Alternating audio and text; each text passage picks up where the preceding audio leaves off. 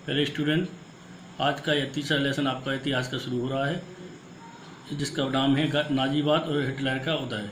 पहला प्रश्न हमने आपको फोटो के माध्यम से भेज दिया गया है। दूसरा प्रश्न अब मैं यहाँ पर शुरू कर रहा हूँ। क्वेश्चन नंबर 2 है, इस बारे में चर्चा कीजिए कि 1930 तक आते आते जर्मनी में नाजीवाद की लोकप्रियता क्यों मिलने लगी। तो बच्चों, दूसरा प्रश्न का उत्तर है, जैसे जर्मनी में नाजीवाद की लोकप्रियता के कारण निम्नलिखित थे, जिनमें मुख्य वर्साई की संधि, आर्थिक संकट, राजनीतिक उथल पुथल, जर्मन जनता का लोकतंत्र में विश्वास और वाइमरी गणराज्य आदि है।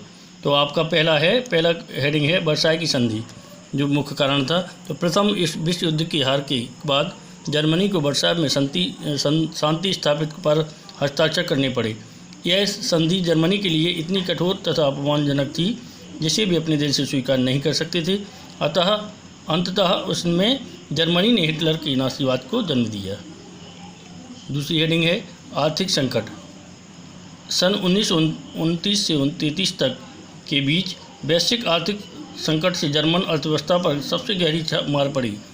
देश अति मुद्रास्फीति के दौर से गुजर रहा था। इस समय के दौरान नाजीवाद जन आंदोलन बन गया था। तीसरी हेडिंग है राजनीतिक उथल पुथल।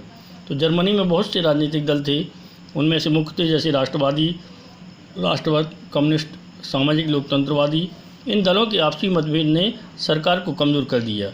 इनमें आपस में नहीं पड़ती थी, उनमें आपस में मतभेद होते रहते थे, इसलिए सरकार दिन पे दिन और कमज़ोर होती गई, जिससे नाज़ियों को सत्ता हथियाने का अवसर मिल गया। चौथा है जर्मन जनता का लोकतंत्र में विश्वास। प्रथम विश्व युद्ध के अंत में जर्मन की हार के बाद जर्मनी के संसदीय संस्थाओं में कोई विश्वास नहीं था। जर्मन जनता को लोकतंत्र से विश्वास उठ गया था, उन्हें किसी पर भरोसा नहीं था। उन्होंने खुलकर हिटलर का साथ दिया। पांचवी हेडिंग है वाइमर गणराज्य की विफलता।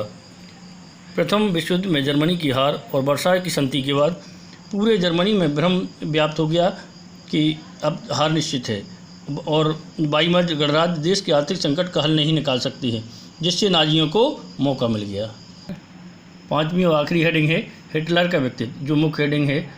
हिटलर उस समय एक अच्छी फॉर्म में था। हिटलर एक आकर्षक वक्ता, संगठक, उपाय कुशल एवं काम करने वाला व्यक्ति था। वह अपने जोश भरे शब्दों से जनता को अपने पक्ष में कर लेता था। उसमें एक शक्तिशाली राष्ट्र का गठन करने की सभी क्षमताएं थीं। वर्साई की संधि से अन्याय का बदला लेने और खोई हुई प्रतिष्ठा वापस दिलाने का वादा भी किया था, जिससे नाजीवाद की लोकप्रियता बढ़ी और यह कारण बना। ये दूसरा प्रश्न यहीं समाप्त होता है। कल मैं आपको तीसरा प्रश्न पढ़ाऊँगा।